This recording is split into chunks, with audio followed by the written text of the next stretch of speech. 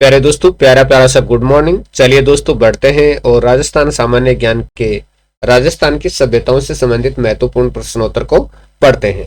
तो दोस्तों मैं आपके लिए प्रश्न बना रहा हूं और आप चैनल को सब्सक्राइब करते रहिएगा और अपने दोस्तों तक शेयर करते रहिएगा। इतना काम आप कीजिए, प्रश्न बनाने का काम मैं करता हूं। तो चलिए दोस्तों बढ़ते हैं और प्रश्नोत्तर पढ़ते हैं। कालीबंगा से प्राप्त हुई कांस्य के बैल की प्रतिमा किस तकनीक से निर्मित थी? तो ये मोम सांच तकनीक से निर्मित थी। कालीबंगा से कितने आयताकार अग्निकुंड प्राप्त हुए हैं? तो 7 अग्निकुंड प्राप्त हुए हैं दोस्तों। कालीबंगा से 7 आयताकार अग्निकुंड प्राप्त हुए हैं। नेक्स्ट क्वेश्चन, किसके अनुसार कालीबंगा का पतन भूकंप के कारण से हुआ था? तो ये डॉक्टर गोपीनाथ शर्मा के अनुसार कालीबंगा का पतन है वो भूकंप के कारण से हुआ था। डॉक्टर गोपीनाथ शर्मा ने कहा था कि कालीबंगा का पतन है वो भूकंप के कारण से हुआ था। कालीबंगा सभ्यता किस जिले में स्थित है? हनुमानगढ़ जिले में स्थित है। कालीबंगा सभ्यता कहां पर है? हनुमानगढ़ जिले में, घग्गर नदी के किनारे है। कालीबंगा के लिए ऋग्वेद में कौन से शब्द का प्रयोग हुआ है? बहुधन धान्य पद। बहुधन धान्य पद शब्द का प्रयोग हुआ है कालीबंगा के लिए। प्रथम कालीबंगा सभ्यता का संबंध किस से है? बीकानेर से दोस्तों। प्रथम कालीबंगा सभ्यता का संबंध बीकानेर से। कालीबंगा सभ्यता किस नदी के किनारे स्थित थी? प्राचीन सरस्वती, और वर्तमान में उसका नाम क्या है? घग्गर नदी। यानी प्राचीन काल में वहां पर सरस्वती नदी बहती थी, तो वो भूमिगत यानी लुप्त हो गई और वर्तमान में वहां पर घग्गर नदी बहती है। कालीबंगा सभ्यता किस नदी के किनारे? प्राचीन सरस्वती नदी के किनारे, दृश्यवती भी कहते हैं इसको। कालीबंगा संग्रहालय की स्थापना कब हुई थी? 1985-86 में कालीबंगा संग्रहालय की स्थापना हुई थी। चलिए, कालीबंगा में मिली एक मुद्रा के एक महिला देवी का चित्रण था, दूसरी ओर किसका चित्रण था? एक तरफ पे तो एक महिला देवी का चित्रण था, तो दूसरी तरफ किसका चित्रण था? मादा चित्ता का चित्रण था। कालीबंगा सभ्यता की खोज कब हुई? 1952 में हुई थी कालीबंगा सभ्यता की खोज, 1952 में। कार्बन डेटिंग पद्धति के अनुसार कालीबंगा सभ्यता कितने समय पुरानी है? 2350 से 1750 ईसा पूर्व मानी जाती है। तो कार्बन डेटिंग पद्धति के अनुसार कालीबंगा सभ्यता कितने समय पुरानी है? 2350 से 1750 ईसा पूर्व की। विश्व में जुते हुए खेत के सर्वप्रथम साक्ष्य कहां से मिले हैं? कालीबंगा से मिले। जुते हुए खेत के सर्वप्रथम साक्ष्य कहां से? कालीबंगा से। कालीबंगा सभ्यता से प्राप्त मुद्राएं किस से बनी हुई थी? खड़िया मिट्टी से बनी हुई थी। कालीबंगा सभ्यता से प्राप्त मुद्राएं खड़िया मिट्टी से बनी हुई थी। कालीबंगा सभ्यता के लोग कपास को क्या कहते थे? सीडन कहते थे कपास को, सीडन। स्वास्तिक का चिन्ह किस सभ्यता से प्राप्त हुआ है? कालीबंगा सभ्यता से प्राप्त हुआ है स्वास्तिक का चिन्ह। चलिए, कालीबंगा सभ्यता से कौन सी लिपि प्राप्त हुई है? सर्पिल आकार की लिपि प्राप्त हुई है जिसको पढ़ा नहीं जा सका है। चलिए, कालीबंगा सभ्यता के लोग किस जीव से अपरिचित थे? घोड़े से अपरिचित थे जी कालीबंगा की सभ्यता के लोग। भारतीय पुरातत्व सर्वेक्षण विभाग की स्थापना कौन से सन में की गई? 1961 में की गई थी भारतीय पुरातत्व सर्वेक्षण विभाग की स्थापना। स्वतंत्रता के बाद उत्क्रमित किया गया प्रथम स्थान कौन सा था? रंगपुर था। स्वतंत्रता के बाद सबसे पहले रंगपुर को यानी रंगपुर की खुदाई की गई थी, बाद में तो कई स्थानों में खुदाई। कार्बन पद्धति का प्रयोग किसके लिए किया जाता है? रोगों के इलाज के लिए किया जाता है कार्बन पद्धति का प्रयोग।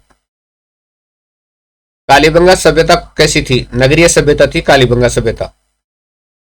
सर्वप्रथम कौन सी सभ्यता में बलि प्रथा के साक्ष्य मिले हैं? कालीबंगा सभ्यता में बलि प्रथा के साक्ष्य मिले हैं।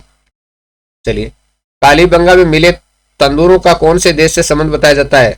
ईरान से बताया जाता है। कालीबंगा में जो तंदूर मिले हैं उनका संबंध ईरान देश से बताया जाता है। कालीबंगा सभ्यता के पालतू पशु क्या थे? गाय, बैल और कुत्ता कालीबंगा सभ्यता के पालतू पशु थे। कालीबंगा सभ्यता का प्रमुख व्यवसाय क्या था? कृषि पालन था। कृषि और पशुपालन था। तो कृषि पालन नहीं होता, कृषि और कर देते हैं इसको पशुपालन। ठीक है जी, कृषि और पशुपालन था। ठीक है जी, कालीबंगा सभ्यता प्रमुख व्यवसाय कृषि करना और पशुपालन। चलिए, कालीबंगा सभ्यता में दाह संस्कार कैसे किया जाता था? अब यहां पर एक बात सामने आती है कि ज्यादातर दफना कर किया जाता था, दफनाया जाता था। लेकिन कुछ विचारक ये मानते हैं कि जलाया भी जाता था और दफनाया भी जाता था, दोनों तरीके थे। कालीबंगा सभ्यता में लिपि कैसे लिखी जाती थी? कालीबंगा सभ्यता की लिपि दाएं से बाईं ओर लिखी जाती, दाएं से बाईं तरफ लिखी जाती थी कालीबंगा सभ्यता की लिपि। कौन सी सभ्यता मात्र देवी सत्तात्मक नहीं थी? कालीबंगा सभ्यता है वो मात्र सत्तात्मक सभ्यता नहीं थी। चलिए, बैराट सभ्यता किस जिले में स्थित है? जयपुर में स्थित है। बैराट सभ्यता किस जिले में स्थित है? जयपुर में। बैराट सभ्यता किस नदी के किनारे स्थित है? बाणगंगा नदी के किनारे स्थित है बैराट सभ्यता। कौन सी नदी है? बाणगंगा। किसके अनुसार बैराट के बैल और भेड़ प्रसिद्ध थे? युआन चुआंग के अनुसार बैराट के बैल और भेड़ प्रसिद्ध थे, युआन चुआंग के अनुसार। बैराट सभ्यता को और अन्य किस नाम से जाना जाता है? बैराट सभ्यता को और अन्य किस नाम से जाना जाता है? बोधि सभ्यता, विराटनगर सभ्यता, पारयात्र सभ्यता। तो बोधि सभ्यता, विराटनगर सभ्यता, पारयात्र सभ्यता। बैराट के लिए पारयात्र शब्द का प्रयोग किसने किया? युआन चुआंग ने किया था बैराट के लिए पारयात्र शब्द का प्रयोग। आदिमकालीन चित्रशाला के नाम से किसे जाना जाता है? बैराट को जाना जाता है। आदिमकालीन चित्रशाला के नाम से बैराट को जाना जाता है। चलिए, बैराट सभ्यता के खोजकर्ता कौन हैं? दयाराम साइनी ने खोज की थी बैराट सभ्यता की। बैराट सभ्यता की खोज किसने की थी? दयाराम साइनी ने की थी। याद रखना दोस्तों, काफी मोस्ट क्वेश्चन है। बैराट सभ्यता के उत्खननकर्ता कौन थे हैं? दयाराम साइनी, कैलाश दीक्षित, नील रतन बनर्जी। तो बैराट सभ्यता के उत्खननकर्ता यानी खुदाई करने वाले दयाराम साइनी, कैलाश दीक्षित, नील रतन बनर्जी, ये तीनों थे। बैराट सभ्यता की खोज कब हुई? 1936-37 में हुई थी बैराट सभ्यता की खोज, 1936-37 में। बैराट सभ्यता से संबंधित डूंगरी क्या है? डूंगरी क्या नाम है? उसका नाम बीजक डूंगरी भी है, गणेश की डूंगरी और भीम डूंगरी, यानी अलग अलग नाम है। बीजक डूंगरी भी कहते हैं, गणेश की डूंगरी भी कहते हैं, भीम की डूंगरी भी कहते हैं। बैराट सभ्यता से किसके प्रमाण मिले हैं? बैराट सभ्यता से किसके प्रमाण मिले हैं? मौर्य संस्कृत के, महाभारत संस्कृत के और बौद्ध संस्कृत के। तो बैराट सभ्यता से मौर्य संस्कृत के, महाभारत संस्कृत के, बौद्ध संस्कृत के प्रमाण मिले हैं। कैप्टन बर्न ने बैराट स्थित बीजक की डूंगरी से प्रथम शिलालेख की खोज कब की थी? कैप्टन बर्न ने बैराट स्थित बीजक की डूंगरी से प्रथम शिलालेख की खोज कब की थी? 1837 में की थी। कैप्टन बर्न ने बैराट स्थित बीजक की डूंगरी से प्रथम शिलालेख की खोज। बैराट से मिले शिलालेख किस शासक से संबंधित हैं? अशोक से संबंधित है, अशोक मौर्य। बैराट में मिले प्रथम शिलालेख में बौद्ध धर्म की कितने पुस्तकों का उल्लेख है? 7 पुस्तकों का उल्लेख है। बैराट में मिले प्रथम शिलालेख में बौद्ध धर्म की कितने पुस्तकों का उल्लेख है? 7 पुस्तकों का उल्लेख है। बैराट सभ्यता से मिले बौद्ध स्तूप किस काल के हैं? तो मौर्य काल के हैं। बैराट सभ्यता में मिले स्तूप मौर्य काल के हैं। हूण आक्रमणकारी मिहिर कुल को बैराट का विनाशक किसने कहा? डॉक्टर गोपीनाथ शर्मा ने कहा था। हूण आक्रमणकारी मिहिर कुल को बैराट का विनाशक किसने कहा? डॉक्टर गोपीनाथ शर्मा ने। बैराट से मिली गौतम बुद्ध की प्रतिमा किस शैली से निर्मित थी? मथुरा शैली से निर्मित थी बैराट से मिली गौतम बुद्ध की प्रतिमा। युआन चुआंग बैराट कब आया था? 634 में आया था युआन चुआंग बैराट। बैराट से सूती वस्त्र में लिपटी हुई कितनी मुद्राएं मिली हैं? 36 मुद्राएं मिली हैं, 36 मुद्राएं। ठीक है जी। गणेश सभ्यता का उत्खनन कार्य किसकी देखरेख में किया गया? आर.सी. अग्रवाल की देखरेख में किया गया और साथ में उनके साथी थे प्रोफेसर विजय कुमार, और 1977-78 में किया गया था। तो ये उत्खनन कब किया गया? 1977-78 में किया गया था। ठीक है जी। गणेश सभ्यता का उत्खनन कार्य किसकी देखरेख में किया गया? आर.सी. अग्रवाल की देखरेख में, और साथी थे प्रोफेसर विजय कुमार। 1977-78 में उत्खनन कार्य। गणेश्वर सभ्यता किस नदी के किनारे स्थित थी? तो ये काटली नदी या कांतली नदी के किनारे स्थित थी। काटली या कांतली नदी। गणेश्वर सभ्यता कहां पर स्थित है? नीम का थाना में स्थित है गणेश्वर सभ्यता। किस प्राचीन सभ्यता में दोहरी प्राचीर के अवशेष मिले हैं? कालीबंगा सभ्यता में दोहरी प्राचीर के अवशेष मिले हैं, यानी किलेबंदी के अवशेष कह सकते हैं, डबल दीवार है। जूते हुए खेत के प्रमाण, शल्य चिकित्सा के प्रमाण, कपास के बीज, ऊंट की हड्डियां और भूकंप के प्रमाण किस सभ्यता से मिलते हैं? जूते हुए खेत के प्रमाण, शल्य चिकित्सा के प्रमाण, कपास के बीज, ऊंट की हड्डियां, भूकंप के प्रमाण किस सभ्यता से मिलते हैं? कालीबंगा की सभ्यता से मिलते हैं, और ये प्रमाण विश्व में सबसे पहले मिले हैं। ताम्र युगीन सभ्यताओं की जननी किसको कहा जाता है? गणेश्वर सभ्यता को कहा जाता है ताम्र युगीन सभ्यताओं की जननी, क्योंकि यहाँ पर तांबे के औजार बहुत ज्यादा मिले हैं। ताम्र युगीन सभ्यताओं की जननी गणेश्वर सभ्यता को। ताम्रवर्ती नगरी किसको कहा जाता है? आर्य सभ्यता को कहा जाता है ताम्रवर्ती नगरी, ताम्रवती नगरी। ठीक है। बेलनाकार मोहर किस सभ्यता से प्राप्त हुई है? कालीबंगा की सभ्यता से प्राप्त हुई है बेलनाकार मोहर। पुरातत्व का पुष्कर किस सभ्यता को कहा जाता है?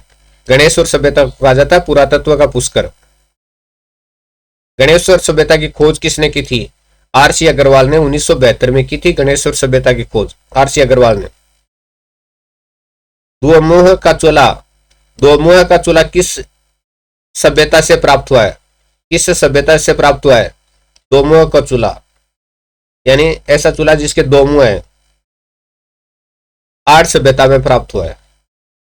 आर्य सभ्यता में दोमुहा का चूल्हा प्राप्त हुआ है जी। ठीक है जी। चलिए, सिलबट्टा किस सभ्यता में प्राप्त हुआ है? सिलबट्टा मिर्च बांट वालो बाटो, आर्य सभ्यता में। एक साथ 6 चूल्हों के अवशेष किस सभ्यता में प्राप्त हुए? एक साथ 6 चूल्हों के अवशेष आर्य सभ्यता से। आर्य सभ्यता से प्राप्त हुए एक साथ 6 चूल्हों के अवशेष। कौन सी सभ्यता से? आर्य सभ्यता से। एक साथ 6 चूल्हे प्राप्त हुए। ऐसा लगता है जैसे संयुक्त परिवार थे उस समय, और थे भी। किस सभ्यता के लोगों का महत्वपूर्ण व्यवसाय ऐसक तांबे का गलाना तथा ताम्र वस्तुएं बनाना था? देखिए, ये काफी मोस्ट क्वेश्चन है। किस सभ्यता के लोगों का मुख्य व्यवसाय ऐसक तांबे का गलाना तथा ताम्र वस्तुएं बनाना था? तो तांबे की वस्तुएं बनाते थे आर्य सभ्यता के लोग, आर्य सभ्यता के लोग। प्रोफेसर एच डी सांकलिया के निर्देशन में कौन सी सभ्यता का उत्खनन कार्य किया गया? प्रोफेसर एच डी सांकलिया के निर्देशन में कौन सी सभ्यता का उत्खनन कार्य किया गया? आर्य सभ्यता का। ठीक है जी। आर्य सभ्यता की खोज किसने की थी? अक्षय कीर्ति व्यास ने 1953 में की थी आर्य सभ्यता की खोज, अक्षय कीर्ति व्यास ने। आर्य सभ्यता में उत्खनन का प्रथम कार्य किसके निर्देशन में हुआ? सबसे पहले छोटे स्तर पर खुदाई का कार्य किया गया, वो किसके निर्देशन में हुआ? आरसी अग्रवाल के निर्देशन में 1955-56 में हुआ था। छोटे स्तर पर खुदाई का कार्य आरसी अग्रवाल के निर्देशन में 1955-56 में। और गणेश आर्य सभ्यता सूरी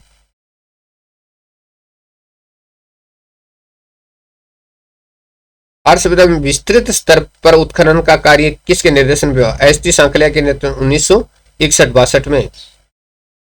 तो देखिएगा, इसमें बात यह है कि ये जो आर्य सभ्यता में उत्खनन का प्रथम कार्य तो वह आरसी अग्रवाल के निर्देशन में 1955-56 में।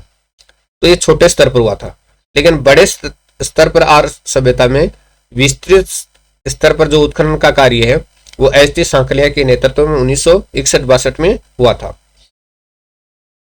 कालीबंगा सभ्यता का उत्खनन का कार्य किसने किया? बीवी लाल और बीके थापड़ ने 1961 से लेकर 1969 तक। आर्य सभ्यता के लोगों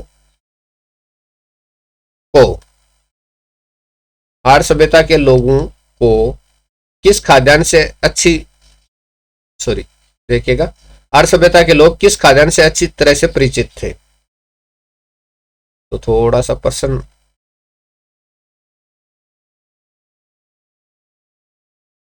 किस खाद्यान्न से अच्छी तरह परिचित थे? चावल से अच्छी तरह परिचित थे आर्य सभ्यता के लोग। आर्य सभ्यता के लोग किस खाद्यान्न से अच्छी तरह से परिचित थे? चावल से। बैराट से यूनानी शासक मीनांडर की कितनी मुद्राएं मिली? 16 मुद्राएं और 5 पंचमार्क सिक्के भी मिले हैं। बैराट में स्थित मुगल कालीन चौमेला व पंचमेला किसके द्वारा बनाए गए थे? मिर्जा राजा जय सिंह ने बनाए थे चौमेला व पंचमेला। बैराट सभ्यता से कौन से प्रमाण मिले हैं? तो शंख लिपि के प्रमाण, बौद्ध मंदिर के साक्ष्य और बौद्ध मठ मिला है। देखिए, शंख लिपि के प्रमाण मिले हैं, बौद्ध मंदिर के साक्ष्य मिले हैं और बौद्ध मठ मिला है। बैराट सभ्यता से कौन से अवशेष प्राप्त हुए हैं? महाभारत कालीन भीम तालाब के साक्ष्य मिले हैं। यहाँ पर खंडित सिंह की प्रतिमा मिली है और नाचते हुए मोर की प्रतिमा मिली है। तो भीम तालाब का साक्ष्य मिला है, खंडित शेर की प्रतिमा मिली है, नाचते हुए मोर की प्रतिमा मिली है। बैराट सभ्यता से एकमात्र ज्ञात मानव की प्रतिमा मिली है, वह किसकी थी? सिद्धार्थ की प्रतिमा मिली है। आमेर के किस शासक के काल में कीताजी खंगारोत को बैराट से एक स्वर्ण मंजूषा मिली जिसमें गौतम बुद्ध की अस्थियां होने का प्रमाण है? देखिएगा, आमेर के किस शासक के काल में कीताजी खंगारोत को बैराट से एक स्वर्ण मंजूषा मिली जिसमें गौतम बुद्ध तो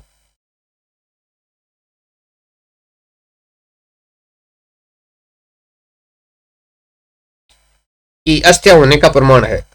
राम सिंह द्वितीय के शासनकाल में। चलिए आगे। कैलाश दीक्षित व नील रतन बनर्जी ने बैराट का उत्खनन कब किया?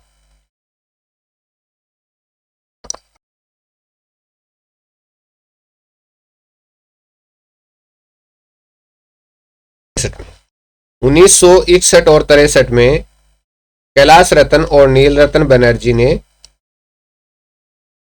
बैराट का उत्खनन किया था।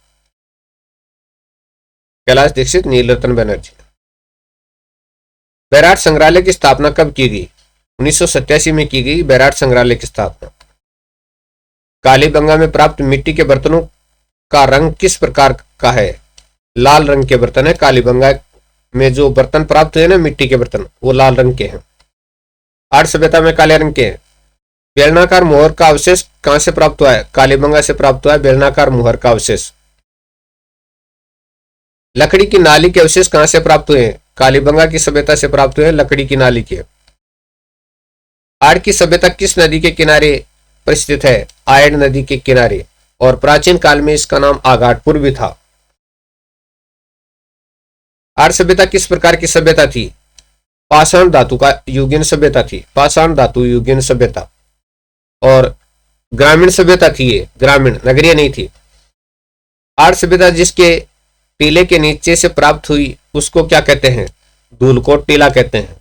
और आर्य सभ्यता को भी धूलकोट कहते हैं। तो आर्य सभ्यता जिससे टीले के नीचे से प्राप्त हुई ना, उस को क्या कहते हैं? तो उस टीले को क्या कहते हैं? धूलकोट कहते हैं। ठीक है जी। मृतकों, गहनों और आभूषणों के साथ कौन सी सभ्यता के लोग दफनाते थे? तो मृतकों को गहनों, आभूषणों और यानी उनकी जो वस्तुएं होती थी प्रिय, उनके साथ कौन दफनाते थे? आर्य सभ्यता के लोग। मृतकों को गहनों और आभूषणों के साथ कौन सी सभ्यता के लोग दफनाते थे? आर्य सभ्यता के लोग क्या करते थे? जो गहने आभूषण थे उनको साथ ही दफना देते थे। लाल काले मिट्टी के बर्तनों के अवशेष किस सभ्यता से मिले हैं? यह प्रश्न परीक्षा में पूछा गया था आरपीएससी सेकंड ग्रेड में, आर्य सभ्यता से। लाल काले मिट्टी के बर्तनों के अवशेष आर्य सभ्यता से। चलिए, आर्य सभ्यता का दूसरा नाम क्या है? ताम्रवर्ती नगरी। ताम्रवर्ती नगरी भी कहते हैं इसको। गणेश्वर सभ्यता कहां पर स्थित थी? नीम खताना शिखर में स्थित थी। गणेश्वर सभ्यता किस नदी के किनारे स्थित थी?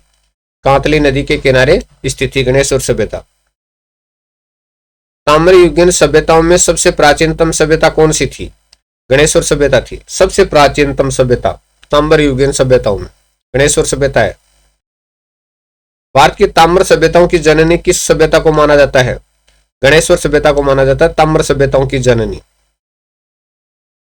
इस सभ्यता से प्राप्त तांबे के उपकरणों में 99% तांबा है गणेश्वर सभ्यता में। तो 99% तांबा कौन सी सभ्यता में पाया जाता है? गणेश्वर सभ्यता में है। कौन सी सभ्यता में अत्यधिक मात्रा में तांबे के आयुध व उपकरण मिले हैं? आयुध और उपकरण गणेश्वर सभ्यता में मिले तांबे के आयुध और उपकरण। गणेश्वर सभ्यता की खुदाई किसके निर्देशन में हुई? रतन चंद्र अग्रवाल के निर्देशन में। रतन चंद्र अग्रवाल के निर्देशन में, ठीक है ना, आरसी अग्रवाल। किस सभ्यता से तांबा हड़प्पा और मोहनजोदड़ो की सभ्यता को भेजा जाता था? गणेश्वर की सभ्यता से।